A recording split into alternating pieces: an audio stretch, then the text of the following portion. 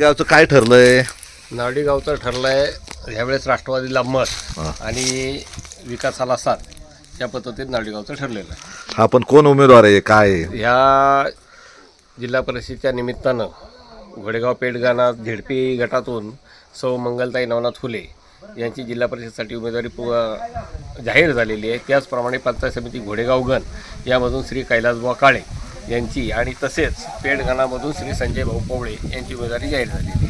मग याच्यामध्ये आता समोर जे जिल्हा परिषदचे सदस्य आता माझी म्हटलं तरी चालेल, देवीदास दरेकर होते आणि त्यांची आता सौभाग्यवती जिल्हा परिषदला आहे. तर तुम्हाला काय म्हणायचं नेमकं? आता मला सांगा ना, मंगलताई हुले ह्या सुद्धा ग्रामपंचायतला अनुभवी सरपंच म्हणून काम करतात. नवनाथ हुले त्यांचे मिस्टर सरपंच उपसरपंच होते, खरेदी विक्री संघाचे अध्यक्ष आहेत. मग त्या तुलनेत मला सांगा ना, काम करणारा माणूस म्हणून कोणाकडे तुम्ही पाहता? हे विरोधी उमेदवाराची तुलना किंवा टीका टिप्पणी करण्यापेक्षा आम्हाला असं वाटतं आमचा उमेदवार हा त्यांच्यापेक्षा कैक पटीने सरस आहे.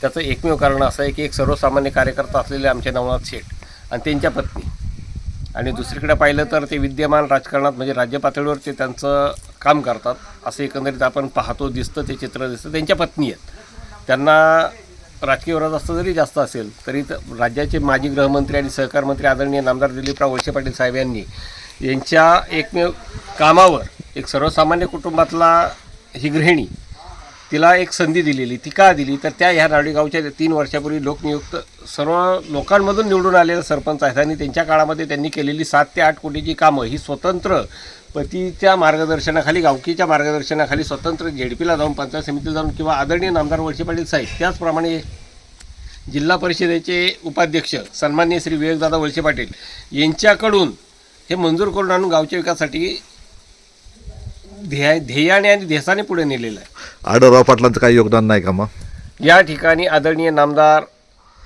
दिलीपराव वळसे पाटील, त्याचप्रमाणे सन्माननीय माजी कार्यसम्राट खासदार श्री शिवाजी आढळराव पाटील यांच्याही माध्यमातून अनेक विकास कामं आलेली आहेत आणि ती आमच्या लोकनियुक्त सरपंच मंगलताई हुले यांनी भांडून आणलेली आहेत. काही हक्काने आणलेली आहेत, काही भांडून आणलेली आहेत. जी गरजेची आहे समाजासाठी, गावच्या विकासासाठी, ती कामं त्यांनी दादांकडनं पण आणलेली. आणि दादांचा आशीर्वाद, त्याचबरोबर साहेबांचा आशीर्वाद हा मंगलताई हुलेंच्या पाठीमागं आणि नावडीच्या पाठीमागं खंबीरपणे आहे. लांडेवाडीचे काय ठरलंय? काय एक अंदाज? आता शेजारीच गाव आहे, तिथेही उमेदवार आहे. एक लांडेवाडी गाव हे जरी शेजारील गाव असेल तर पूर्वाश्रमीचं नावडी आणि लांडेवाडी हे एकच गाव होतं.